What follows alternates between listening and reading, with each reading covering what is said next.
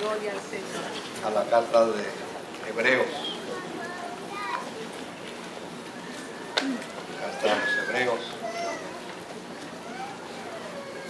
En el capítulo 12. Hebreos capítulo 12. Versículo 1 y 2.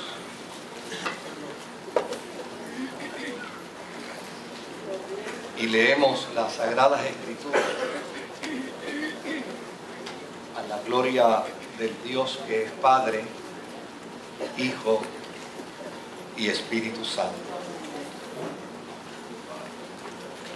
Por tanto, también nosotros, que estamos rodeados de una multitud tan grande de testigos, despojémonos del lastre que nos estorba, en especial del pecado que nos asedia, y corramos con perseverancia la carrera que tenemos por delante. Fijemos la mirada en Jesús, el iniciador y perfeccionador de nuestra fe, quien por el gozo que le esperaba soportó la cruz, menospreciando la vergüenza que ella significaba, y ahora está sentado a la derecha del trono de Dios. Que el Señor añada bendición a su santa y bendita palabra. A los hermanos que nos visitan en esta mañana, les damos la más cordial bienvenida y esperamos que esta sea una mañana de bendición para la vida de todos y cada uno de ustedes. Cuando leo estos pasajes bíblicos, viene a mi memoria el tiempo pasado en el trabajo y en la obra del Señor.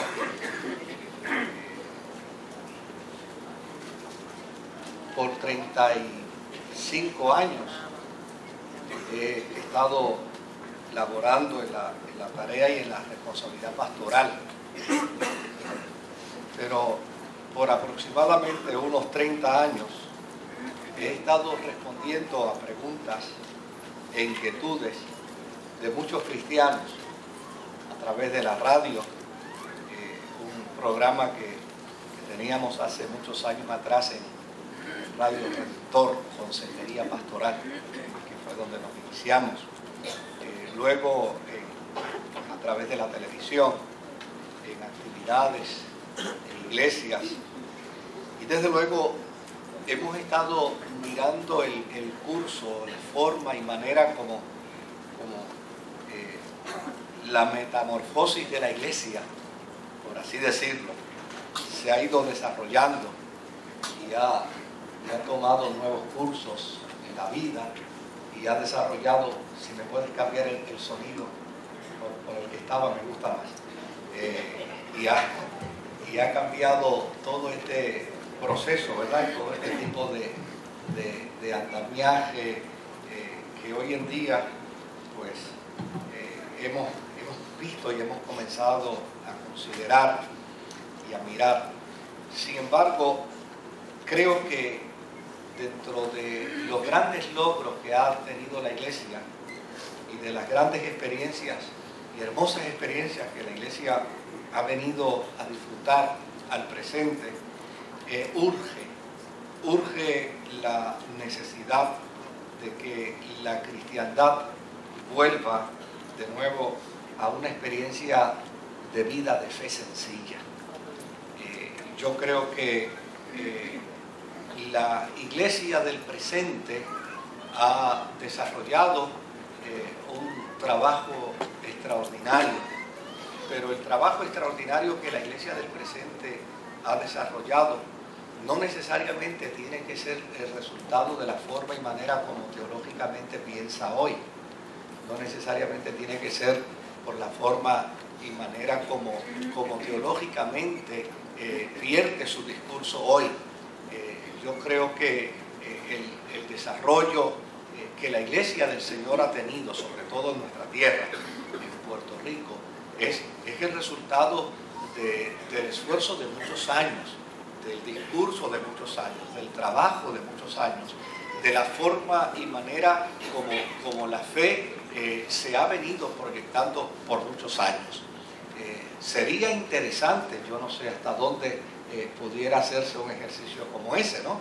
Pero sería interesante poder medir año por año cuánta experiencia de conversión se da y qué resultado de esa experiencia de conversión se consigue en términos de permanencia, en términos de gente, hombres y mujeres echando raíces dentro de la vida cristiana. Tal vez nadie se ha dado a esa tarea. Ojalá aparezca alguien que diga, mira, me gustaría poder hacer algún tipo de trabajo donde podamos ver las estadísticas de año por año, cuánta gente se convierte, cuánta gente viene al conocimiento de la fe en la experiencia de la vida cristiana. Mas, sin embargo, indistintamente ello, yo creo que la iglesia del presente requiere y exige el que podamos volver nuevamente a una experiencia de fe sencilla. Yo no sé usted, pero a veces yo percibo que nos están complicando la religión. Nos las están complicando.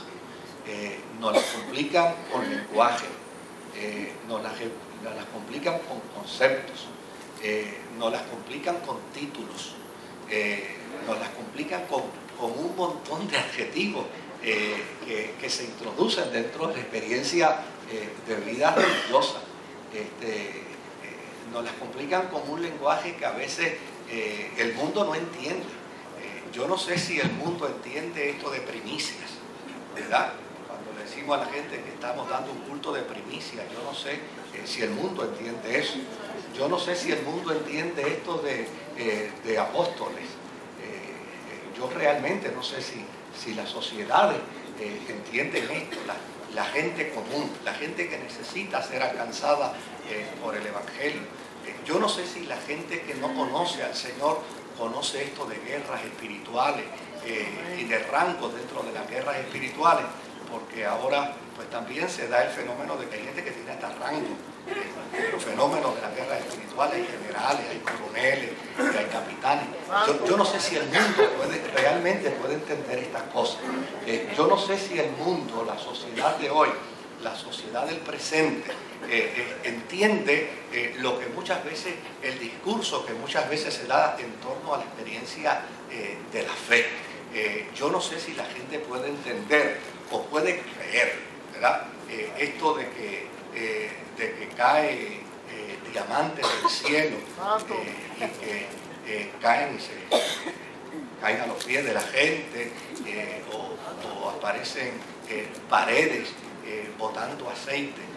Yo no sé si todas estas cosas la gente las puede asimilar, si la gente las puede creer, o si es una experiencia que realmente toca a la gente a venir a los pies de Jesucristo. Alguien tal vez en alguna ocasión pudo haber pensado si cayeran diamantes del cielo, tal vez se convertiría Puerto Rico completo. Pero me doy cuenta de que los diamantes caen, pero la gente no se está convirtiendo. Entonces, yo creo que la iglesia en alguna medida necesita sentarse y evaluar qué es lo que necesitamos, qué es lo que necesitamos para impactar nuestra sociedad, qué es lo que necesitamos para impactar nuestro mundo, qué es lo que necesitamos para impactar nuestro Puerto Rico, nuestra tierra, donde Dios nos ha permitido desarrollarnos cristianamente. Pero a mí me parece que una de las cosas que vamos a necesitar es considerar volver de nuevo a una vida cristiana sencilla. Y por el otro lado, poner a Jesús como meta principal de nuestra vida y de nuestra predicación. Porque a fin de cuentas, el cristianismo no es el discurso de una filosofía. El cristianismo no es el discurso de unos procesos milagreros. El cristianismo es plantear precisamente lo que nos dice el autor de la carta a los hebreos. El cristianismo es la invitación, es el grito de una comunidad, de una iglesia que le hace ver a una sociedad que si para algún lado el hombre y la mujer de hoy tienen que mirar, si para algún lado el hombre de hoy y la mujer tiene que poner sus ojos, es hacia la cruz de Jesucristo, es poner los ojos en Jesús, el autor y el consumador de la fe. Por lo tanto, este pasaje bíblico a mí me parece que se hace pertinente para el tiempo en el que nosotros estamos viviendo y para el tiempo que nos ha tocado vivir. Y desde luego, ¿qué es lo que podemos decir sobre este pasaje bíblico? ¿Qué es lo que podemos decir sobre toda la implicación que este pasaje bíblico nos plantea? Permítame primero comenzar por el autor. El autor es un autor desconocido. Algunas personas llegaron a plantear que pudo haber sido Pablo el autor. Otras personas llegaron a plantear que pudo haber sido Bernabé el autor.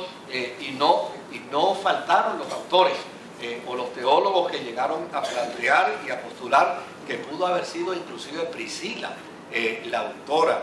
Cosa que a mí me llenaría de mucho orgullo y me llenaría de mucha alegría. El que un día se pudiera descubrir que uno de los libros de la Sagrada Escritura fue escrito por una mujer. A mí no me daría dolor de cabeza eso, me llenaría de mucha alegría y de mucho gozo. Ahora, lo que sabemos de la carta, tal vez esto no lo podemos descubrir, pero lo que sabemos de la carta es que quien escribe esta carta está profundamente preocupado y tiene una seria preocupación. Y es una preocupación por lo que observa, es una preocupación por lo que ve, es una preocupación por lo que escucha, es una preocupación por la forma y manera en que un grupo de creyentes está interactuando. Es una preocupación por una comunidad que, según el autor, está perdiendo la perspectiva cristiana. Y desde luego le escribe esta carta con el propósito de reafirmar lo que es la fe. Le escribe esta carta con el propósito de hacerle saber que el derrotero que llevan, la ruta que llevan, la forma y manera como se están dirigiendo, a la larga lo que puede traer a la vida de la fe cristiana dentro de esa comunidad es desgracia. Y desde luego, este libro, esta carta, que no ha sido una carta muy fácil de poder ser aceptada. Por ejemplo, en el año 180 el canon Muratori todavía no mencionaba, no por ningún lado mencionaba el libro de Hebreos. Los grandes eruditos alejandrinos como Clemente, como Orígenes, sabían de él, pero no lo enseñaban porque ellos simplemente decían que ese era un libro que estaba en discusión para ser aceptado y por lo tanto lo propio era reservarse cualquier tipo de opinión sobre él. Cipriano en ningún momento mencionó el libro de Hebreos. Tertuliano, cuando le preguntaban por el libro de Hebreos, lo único que él decía era, está en el proceso de ser aceptado. Cuando se acepte, pues obviamente hablaremos de él. De hecho, Eusebio, el historiador de la cristiandad, simplemente mencionó en una ocasión que ese libro no había sido aceptado por la cristiandad, y todavía en el siglo IV, imagínense cuánto tardó esta carta de los Hebreos en ser aceptada. En el siglo IV todavía no había sido aceptada esta carta. Así es que esta es una carta que tuvo sus serias dificultades para entrar al canon, pero finalmente entró. Y desde luego, gloria a Dios porque entró, gloria a Dios porque fue aceptada, porque nos permite ver, nos permite entender a la luz de lo que se escribe nuestra realidad, con todas las admoniciones que nos presenta, con todas las advertencias que nos da. ¿Qué otra cosa podemos saber de la carta? Bueno, si miramos la carta a los Hebreos y vamos al capítulo 5 y versículo 12 de la carta a los Hebreos, vamos a ver que esta es una comunidad que existía de mucho tiempo. O sea, esta no es una iglesia en cierre. Dice, en realidad a estas alturas ya ustedes deberían ser maestros. y sin embargo necesitan que alguien vuelva a enseñarles las verdades más elementales de la palabra de la fe, por lo tanto, o de la palabra de Dios. Por lo tanto, ese pasaje bíblico, esa mención que hace el autor de los Hebreos, nos hace entender que esta era una comunidad que existía de mucho tiempo. Si miramos el capítulo 10 y el verso 32 al verso 34, vamos a mirar algo también interesante, y es que esta comunidad era una comunidad que había sufrido persecución en el pasado. Recuerden aquellos días pasados cuando ustedes, después de haber sido iluminados, sostuvieron una dura lucha y soportaron ¿qué? Soportaron mucho sufrimiento. En el capítulo 13 y en el versículo 7 de esta carta, el autor también nos dice que esta es una comunidad que en un momento dado había tenido grandes maestros y que había tenido unos momentos extraordinarios de presencia de Dios y de visitación de Dios en su vida. Dice, acuérdense de sus dirigentes que les comunicaron la palabra de Dios. Consideren cuál fue el resultado de su estilo de vida e imiten su fe. Si miramos el capítulo 2 y en el verso 3, otra de las cosas que descubrimos es que esta comunidad es una comunidad muy antigua. Y es tan antigua al punto de que el autor le dice, ¿cómo escaparemos nosotros si descuidamos una salvación tan grande? Esta salvación fue anunciada primeramente por el Señor y los que la oyeron nos las confirmaron. Fíjese que remonta a sus autores ¿hacia dónde? Hacia el inicio de la obra misma, lo que hace entender que esta era una comunidad que se fundó, se creó probablemente hasta antes que los apóstoles comenzaran a desarrollar su ministerio apostolar. Por el otro lado, en el capítulo 6 y en el versículo 10, también nos dice que esta era una comunidad de una cualidad de generosidad extraordinaria, porque Dios no es injusto como para olvidarse de las obras y del amor que para su gloria ustedes han mostrado sirviendo a los santos. Y por el otro lado, es interesante también que en el capítulo 13 y en el verso 24 también cabe la posibilidad de que esta carta fuera escrita a los creyentes, a una comunidad que estaba ubicada en Roma. Él fue fiel a lo que lo nombró, o al que lo nombró, como lo fue también Moisés. 13:24. Dice, saluden a todos sus dirigentes y a todos los santos. Los de Italia les mandan saludos. Por el otro lado, en el capítulo 5 y en el verso 12, que es el texto que ahorita leímos, dice que esta era una comunidad de creyentes que desde sus inicios el Evangelio tenía unas grandes expectativas con ellos, porque eran creyentes que habían desarrollado un conocimiento extraordinario de la fe, habían desarrollado una vida cristiana de valores y de principios extraordinarios, y habían desarrollado una disciplina de fe que les hacía merecedores de unas grandes expectativas con respecto a la iglesia primitiva de entonces. Así es que cuando uno lee estos versos bíblicos y mira cada uno de estos versos bíblicos, descubre que esta carta iba dirigida a un grupo reducido de cristianos que sí estaban por desviarse de la fe, pero era un grupo de creyentes que en un momento dado habían estado en un nivel alto de fe, habían estado en un nivel alto de espiritualidad y habían desarrollado una disciplina cristiana extraordinaria. Imagínense, el autor le dice, ustedes ya estaban para ser maestros, ustedes ya estaban para dirigir la iglesia, ustedes ya estaban para tomar una posición de vanguardia extraordinaria. ¿Qué les ha pasado a ustedes? ¿Qué les ha sucedido a ustedes? Que de ser maestros, de estar ya para ser maestros, ahora ustedes han caído en la trampa de convertirse en una comunidad infantil, en una comunidad que apenas conoce los rudimentos de la fe, el ABC de la vida cristiana. Esta comunidad de creyentes, a mi apreciación, es una comunidad que en algún momento dado desarrolló una visión de ímpetu en la fe. con una solidez extraordinaria, pero en el camino se fueron agotando. En el camino se fueron deprimiendo como comunidad cristiana. La pregunta que uno tal vez pudiera hacerse, ¿qué fue lo que los agotó? Bueno, uno pudiera pensar, tal vez los agotó las influencias que había en aquel tiempo. La influencia gnóstica era una influencia que muy bien pudo haber afectado a esta comunidad de creyentes.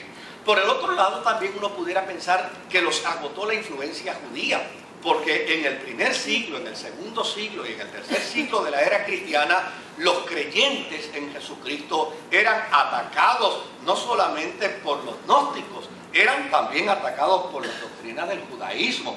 Y desde luego, muchos de los creyentes que se iniciaron en la experiencia de la fe cristiana en el primer siglo eran judíos. Por lo tanto, una vez se inician en la fe cristiana, los judíos empiezan a confrontarlos porque abandonaron la fe judía. Y la pregunta que uno se pudiera hacer, que no está clara del todo en el documento, pero ¿qué los agotó? ¿Los habrá agotado la influencia gnóstica o los habrá agotado la influencia judía? ¿Qué fue lo que llevó a esta comunidad, que en un momento dado estaba a punto de ser maestra, en un momento dado estaba a punto de desarrollar un ministerio de enseñanza? Ellos estaban para enseñar, no para aprender. Ellos estaban para dar clases, no para recibir clases. Pero, ¿qué fue lo que les pasó? Bueno, el capítulo 10 y el verso 19 al verso 25 nos da una clave. Nos da una clave. Y dice, hay algo ahí interesante. Capítulo 10, verso 19 hasta el 25. Dice, así que, hermanos, mediante la sangre de Jesús, tenemos plena libertad para entrar en el lugar santísimo, por el camino nuevo y vivo que Él nos ha abierto a través de la cortina, es decir, a través de su cuerpo. Y tenemos además un gran sacerdote al frente de la familia de Dios.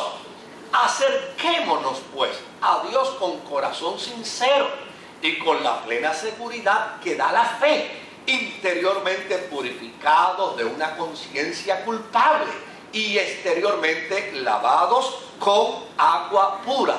Mantengamos firme la esperanza que profesamos, porque fiel es el que hizo la promesa. Preocupémonos los unos por los otros, a fin de estimularnos al amor y a las buenas obras.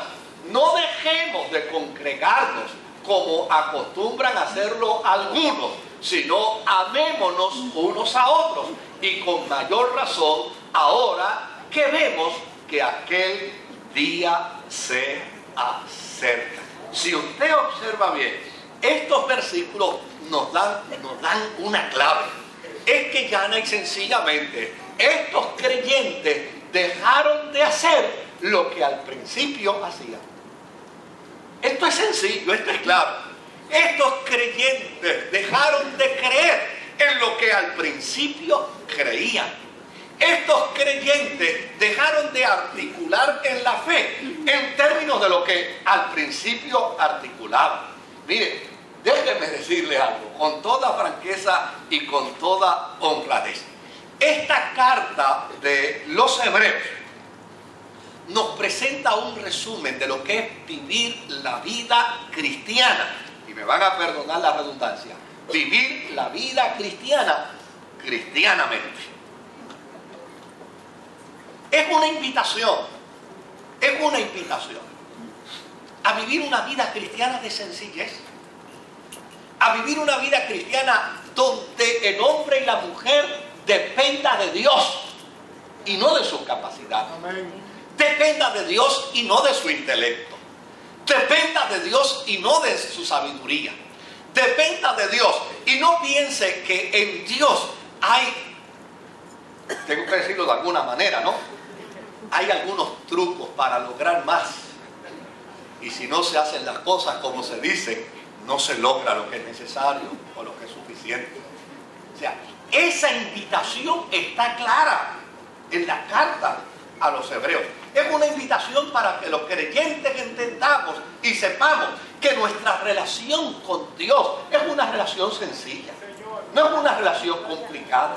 Amén. Es una relación sencilla, al punto que dice la Escritura que todavía nuestras palabras no están dichas por nuestros labios y ya Dios las sabe todas. Amén. Es una experiencia, yo creo que la iglesia necesita volver a eso. Yo me he topado, mire, con unos planteamientos teológicos que a mí me frisan el alma. Donde personas han venido, mira, yo le pedí al Señor, pero ¿cómo se lo pediste? ¿Qué palabras utilizaste? ¿Qué lenguaje usaste? Ah, no, pero es que esas no son las palabras que se usan para dirigirnos a Dios. Yo me he topado con gente que hace unos planteamientos teológicos, oiga, que le frisan el alma a cualquiera, donde le han dicho que tú le pediste a Dios un carro, sí, pero le pediste el color, le pediste la marca, le dijiste las gomas que quería, los aros de magnesio que tú querías en el carro. No, pues que tú no fuiste específico. Si tú hubieras sido específico, entonces Dios te lo... Es decir, la persona todavía tiene el dolor de no haber recibido y ahora le ponen la carga. Ahora lo llenan de carga, lo llenan de sufrimiento, porque no solamente tiene el dolor de no haber recibido lo que pidió, sino que ahora también le están diciendo que no recibió porque no sabía pedir, porque para pedirle a Dios hay que hablarle con cosas específicas y hay que hablarle con colores específicos y con marcas específicas. Esa urgencia de la carta a los hebreos yo la veo, porque la invitación a estos creyentes es clara. Mire, vamos a volver a las cosas sencillas. ¿Y cuáles son las cosas sencillas? Mire, la Escritura nos dice que usted tiene que pedir con cosas específicas. La Escritura lo que dice es que Dios conoce las necesidades suyas y que todavía no está en sus labios la expresión cuando ya Dios lo sabe.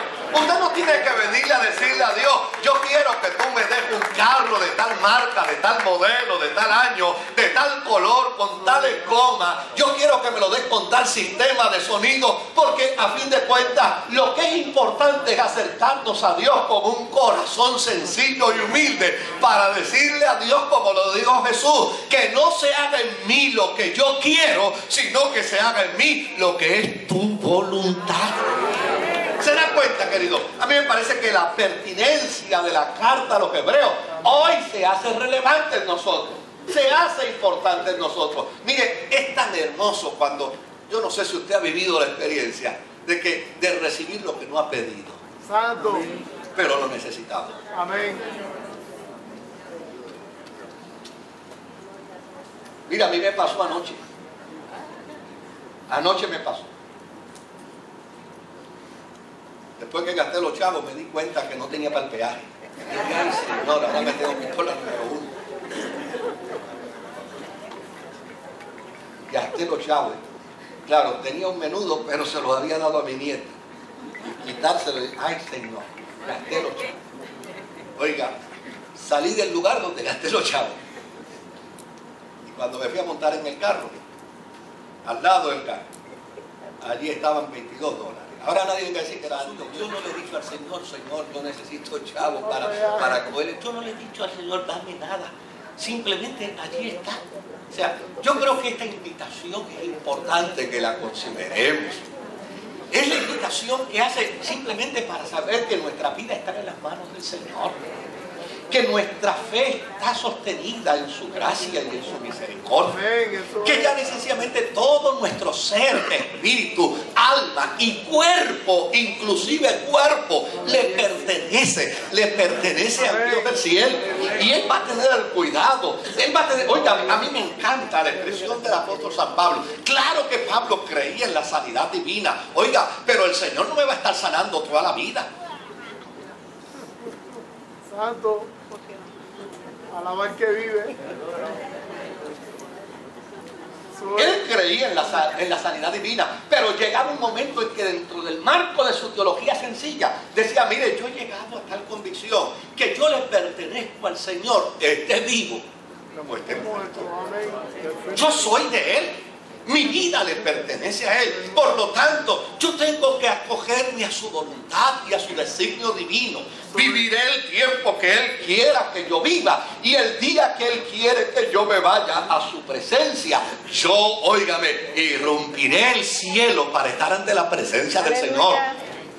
A mí me encanta este planteamiento. Porque cuando se vive una experiencia de vida cristiana sencilla, ¿sabe lo que acontece? No le hacemos tantas preguntas a Dios. Eso es. Cuando caemos en la trampa de esta complicación religiosa que hoy vivimos, ¿sabe cuál es el resultado?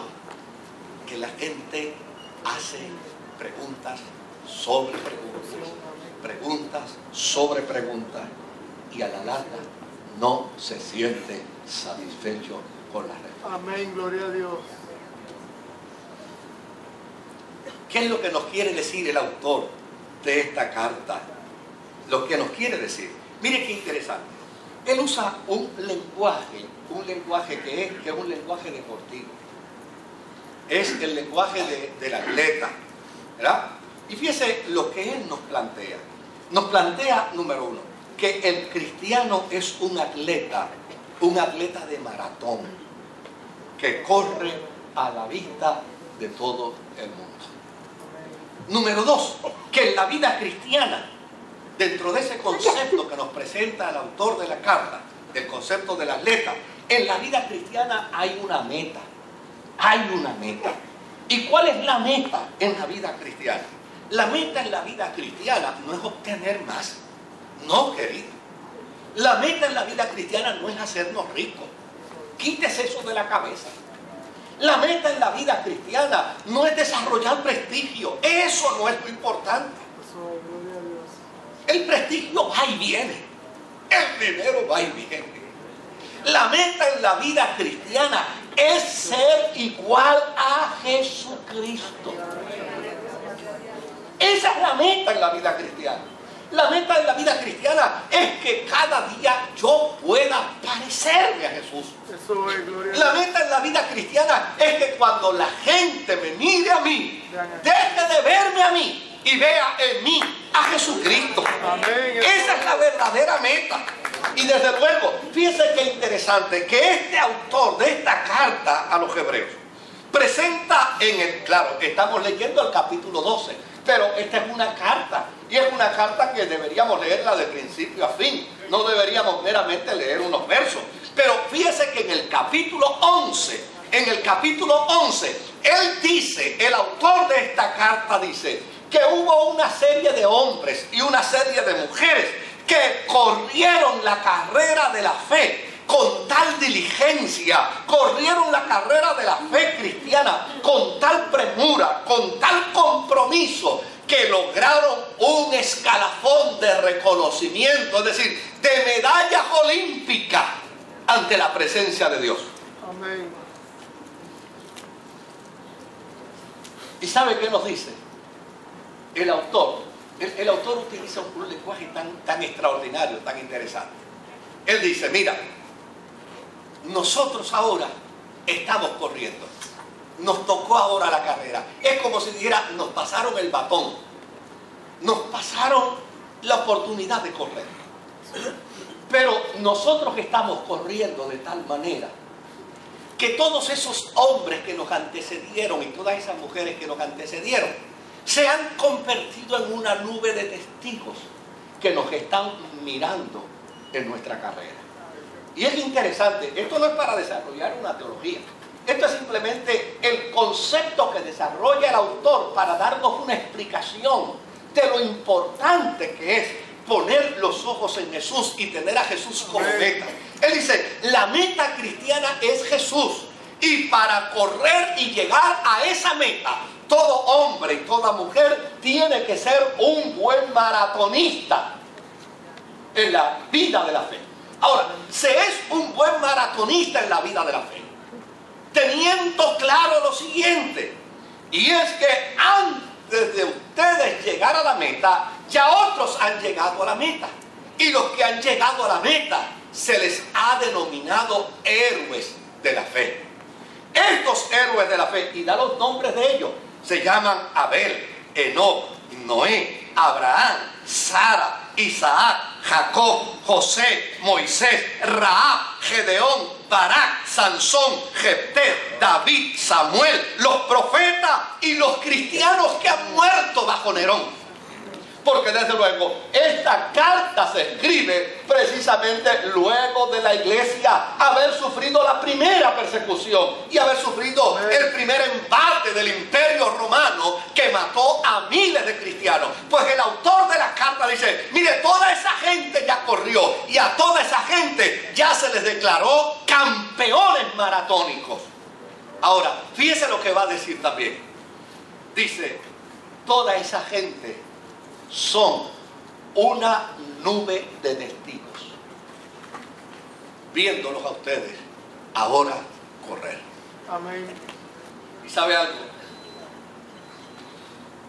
Yo me di a la tarea de hacerle preguntas a alguna gente sobre esto. Me di a la tarea de preguntarle a algunas personas ¿cuál fue en tu campo y en tu profesión el maestro que más te impresionó? Y a las personas que le pregunté, pues me dijeron, el maestro que más les impresionó. ¿Tuviste la oportunidad alguna vez de ejercer frente a él? Algunos me dijeron, no tuve ese privilegio. Otros me dijeron, sí, tuve el privilegio. ¿Cómo ejerciste cuando él te estaba observando? Y todos me contestaron lo mismo. Para mí adentro dije, tengo que echar el resto. Me está mirando. Me está observando.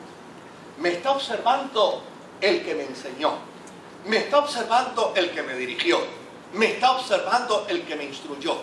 Me está observando el que me dio las instrucciones de cómo tengo que hacer tal o cual cosa. De hecho, le hice la pregunta a un ebanista. Le dije, oye, ¿quién te enseñó a ti a hacer todo este trabajo tan bien hecho? Me dijo, pues mira, esto yo lo aprendí con un hombre allá en el área que él se tomó el tiempo y se tomó la fatiga de cada rato sacar un ratito para decirme, mira, esto se hace de esta forma. Y algunas veces él se detuvo a mirar el trabajo. Sí. ¿Y cómo tú te sentías, muchacho? Yo me sentía nerviosísimo cuando él se me paraba al lado, porque yo decía, yo tengo que trabajar con los principios que él me enseñó, con las reglas que él me enseñó, porque él me está mirando. Y cuando él hacía algún gesto de aprobación a lo que, ¿cómo tú te sentías? Me decía, muchacho, yo me sentía súper bien. Pero cuando él se quedaba impávido y no daba ningún gesto, me decía, yo empezaba a preocuparme, decía, tengo que hacerlo mejor, hasta que finalmente le miraba y le preguntaba, ¿usted cree que lo estoy haciendo bien?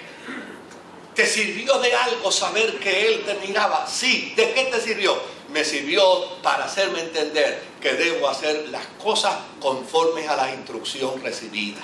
Amén. Ah, qué cosa interesante. Esto es lo que el autor a los hebreos le está diciendo a esta comunidad. Mira, ustedes tienen una nube de testigos, de hombres y de mujeres que murieron por la causa de la fe.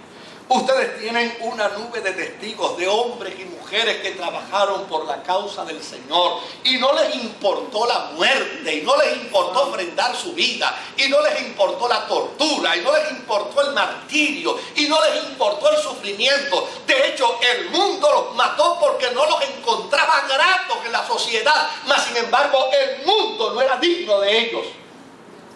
Esa nube de testigos es como si los estuvieran mirando. Y yo creo que si hay algo que deberíamos decirle a la gente de la religión hoy, es esa.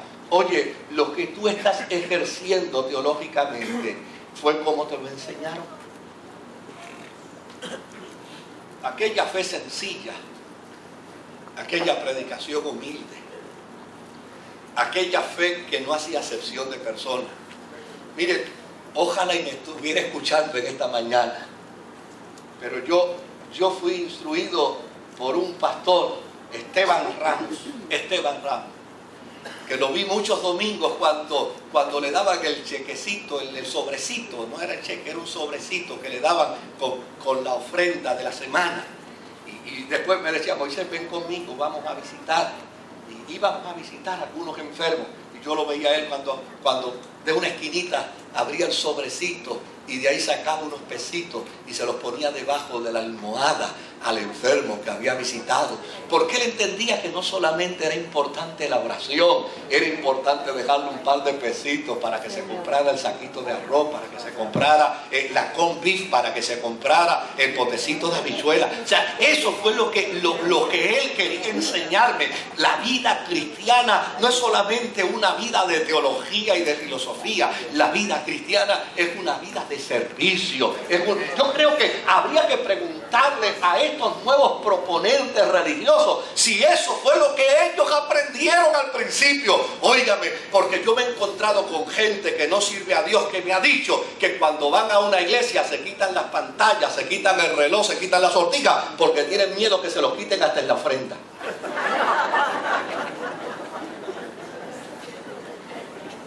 Si nos han enseñado que la vida cristiana es una de dar o simplemente es una de recibir.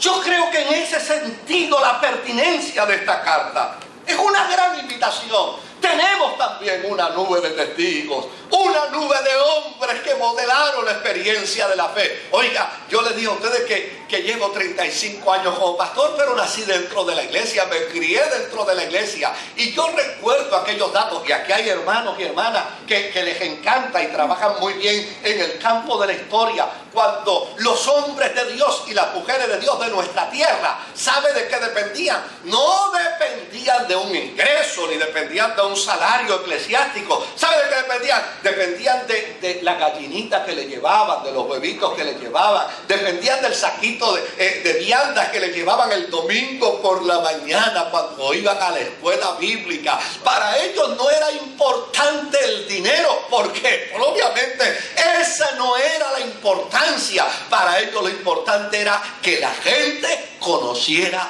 de Jesucristo. Yo creo que necesitamos volver a ese tiempo. El autor a los hebreos le dice: oye, tenemos una nube de testigos, de hombres y mujeres que corrieron en el maratón de la fe y llegaron a la meta y se colocaron unos medallones de héroes, de conquistadores, de maratonistas triunfantes. Y nosotros debemos tener el mismo cuidado, debemos tener la misma diligencia, debemos tener la misma pasión, porque a fin de cuentas todo el que quiere convertirse en héroe de la fe debe imitarlos a ellos. Amén. Por el otro lado dice: en la vida cristiana debemos desembarazarnos del pecado que nos acosa. Llámese hábitos, llámese placeres, llámese excesos. En la vida cristiana necesitamos equilibrio. Un equilibrio que se adquiere mediante la paciencia. En la vida cristiana necesitamos tener el modelo diáfano y claro. El modelo de la vida cristiana es Jesús. Es Jesús. Óigame, ¿por qué Jesús se ha convertido en el modelo de la vida cristiana? Porque en Jesús hay un absurdo. ¿Cuál es el absurdo en Jesús? Es que el triunfo de Jesús lo logró dentro de lo que se entendía era lo oprobio, lo vergonzoso del mundo. Jesús obtuvo el triunfo donde la sociedad de su tiempo decía que todo el que caía ahí recibía vergüenza. Jesús obtuvo el triunfo, oiga, donde las posibilidades en aquel tiempo eran ninguna. ¿Qué posibilidad de triunfo podía tener un ser humano que moría en una cruz? Si cuando alguien moría en la cruz era tenido por ladrón, era tenido por asesino, era tenido por impostor, era tenido por inmoral. ¿Qué triunfo pudo haber tenido alguien entendiendo que iba a lograr el triunfo de la humanidad mediante el proceso de la cruz? Aquí es donde dice el autor de los Hebreos: Jesús es el modelo por excelencia de los creyentes, porque Jesús logró el triunfo donde nadie podía lograr el triunfo.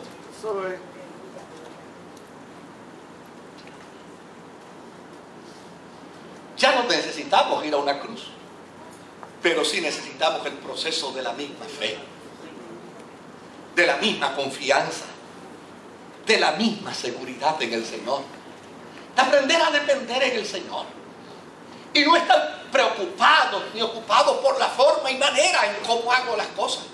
Aprender a vivir una vida cristiana sencilla. Si Dios tiene el control de todos mis asuntos, oiga, ¿tiene o no tiene control? Si Él tiene cuidado de mí, ¿tiene o no tiene cuidado de mí? Si Él tiene cuidado de la totalidad de mi vida, ¿se ocupará de algunas cosas y de otras no? ¿O se ocupará de todas? Pues los creyentes tenemos que aprender a vivir en esa dimensión. Tenemos que aprender a tener esa misma confianza, entender que los triunfos de la vida cristiana probablemente pueden darse donde otros consideran que se dan las derrotas.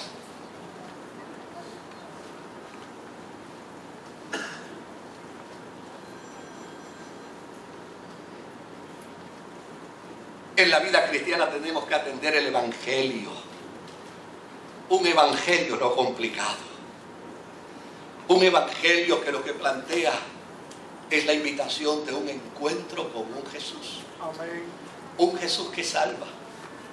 Un Jesús... Mire, yo hablé de que necesitábamos volver a una fe sencilla. ¿Sabe algo? Los evangélicos que vinieron a Puerto Rico, muchos de ellos estaban preparados. Fíjense qué interesante, a Puerto Rico vino gente evangélica a evangelizar nuestra tierra, que era gente educada.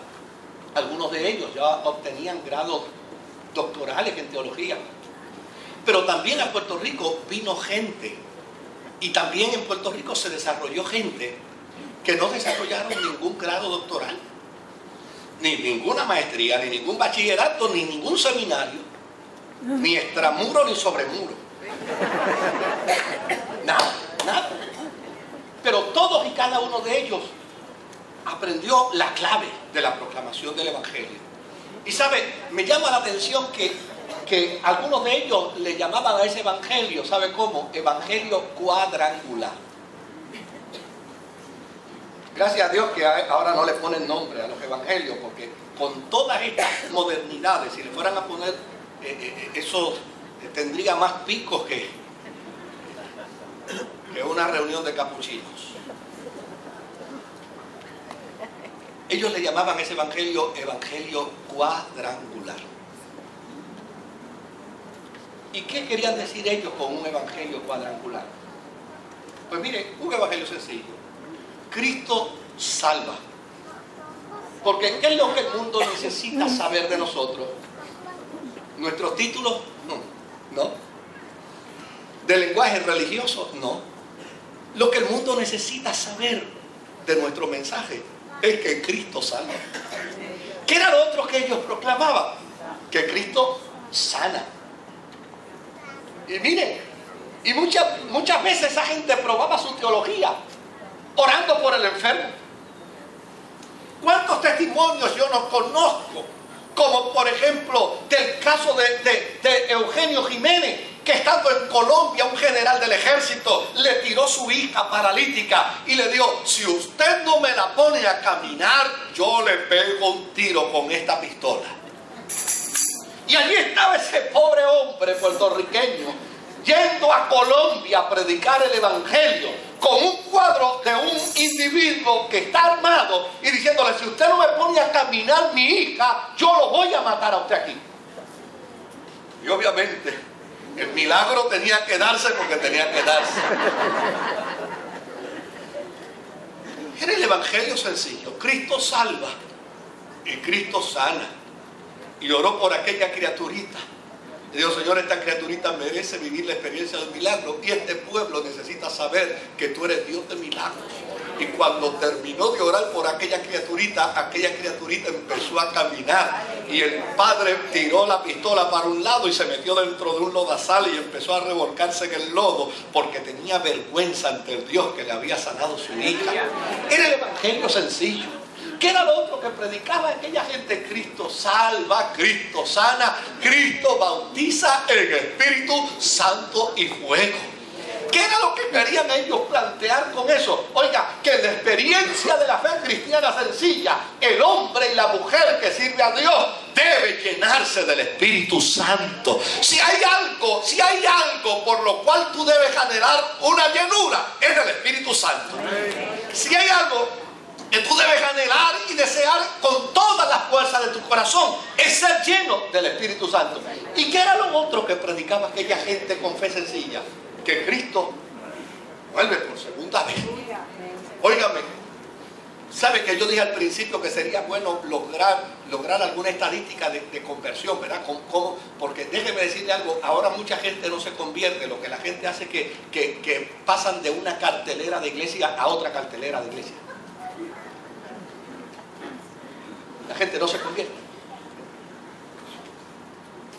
Ese es un gran problema que tenemos. Yo no quisiera decir estas cosas, pero tengo que decirlo.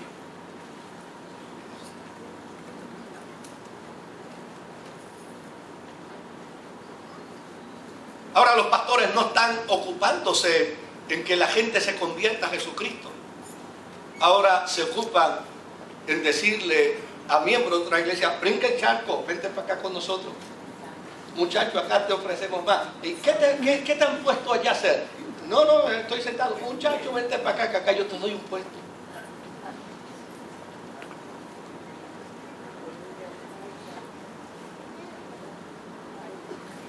Es el evangelio sencillo. Y el autor a los Hebreos dice: busquemos esa nube de testigos, porque yo les aseguro, queridos, que si esa estadística existiera, descubriríamos que mucho de lo que la iglesia cristiana tiene hoy no es el resultado de las innovaciones modernas que existen, es el resultado de aquellos héroes de la fe que desinteresadamente dieron la totalidad de sus vidas por servir al Señor. Amén. Gloria a Dios. En la vida cristiana tenemos que entender que de eso es que se trata el evangelio, de un Jesús que salva, que el interés de la fe cristiana no puede ser otro. Tiene que ser el interés de que la gente venga a los pies de Jesucristo. ¿Qué debo entender? ¿Qué debo entender del evangelio? Había un cántico que lo cantaba un cantante cristiano que ya partió con el Señor, Manuel Román, donde le decía: soy la razón por la cual Él murió, soy la razón por la que su vida entregó. ¿Qué es lo que necesita escuchar la gente del evangelio? Que ellos son la razón por la que la iglesia está presente, que ellos son la razón por la que la iglesia existe, que ellos son la razón por la que la iglesia proclama el evangelio, porque a fin de cuentas la voluntad de Dios es que nadie se pierda, sino que todos procedan al arrepentimiento. Aleluya. Fíjense que el autor de esta carta le dice a los creyentes hebreos lo siguiente: hubo un momento en su vida cuando ya ustedes estaban para ser maestros. ¿Cuándo estaban para ser maestros? Estaban para ser maestros cuando tenían una fe sencilla. Estaban para ser maestros cuando predicaban un evangelio donde no estaban involucrados los intereses personales ni las prebendas personales. Estaban para ser maestros cuando estaban dedicados a una proclamación evangélica que afirmaba a un Dios que salva mediante Jesucristo, a un Dios que sana mediante su gracia y su misericordia, a un Dios que bautiza en Espíritu Santo y fuego como resultado de la gloriosa presencia del Espíritu Santo en la vida de los creyentes, y predicaban a un Jesucristo que viene por segunda vez. Cuando ellos predicaban eso, ellos estaban para ser maestros. ¿Cuándo fue que cayeron entonces de la docencia cristiana para convertirse en alumnos infantiles? cuando cayeron en la trampa del gnosticismo, cuando quisieron volver de nuevo a la práctica judía, cuando quisieron entonces entrelazar pensamientos sincréticos con la experiencia de la fe. Déjeme decirle algo con mucha honradez y con mucha honestidad. Más crecimiento espiritual hay en un hombre y en una mujer que conoce e interactúa con el Dios sencillo que uno que anda complicando la experiencia de la fe porque tienen otros intereses particulares. Amén. ¿Cuándo eran maestros y cuándo se convirtieron en estudiantes infantiles? Pues se convirtieron en estudiantes infantiles cuando pidieron de perspectiva la proclamación evangélica sencilla. La proclamación evangélica que mira al hombre y no ve lo que al hombre se le puede sacar, sino ve lo que la iglesia le puede ofrecer al hombre. Lo que la iglesia le puede ofrecer al pecador, lo que la iglesia le puede ofrecer al hombre y a la mujer en su desgracia de pecado. Cuando la iglesia primitiva estaba en esa dimensión, se les llamaba, el autor de los Hebreos decía, ustedes son maestros.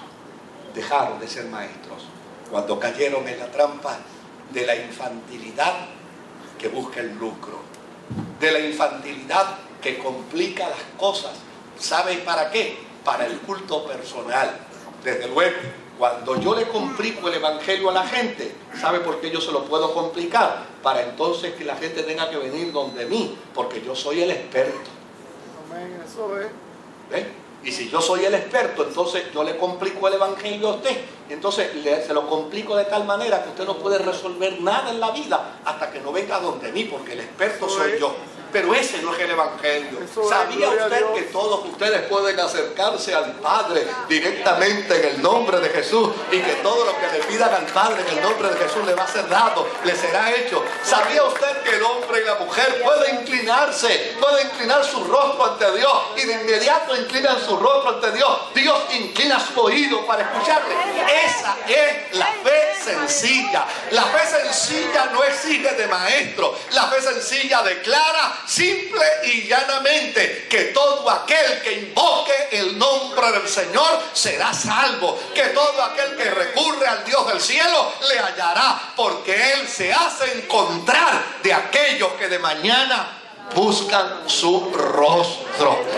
Ojalá como iglesia podamos entender que ese es nuestro anhelo, que esa es nuestra vocación, que ese es nuestro deseo. No queremos un evangelio complicado, queremos un evangelio sencillo, un evangelio que afirme, un evangelio que declare lo que nuestros testigos, la nube de testigos que tenemos nosotros, nos puede observar en esa dulce supervisión. Un evangelio que declare que Jesucristo salva, sana, bautiza y viene por segunda vez.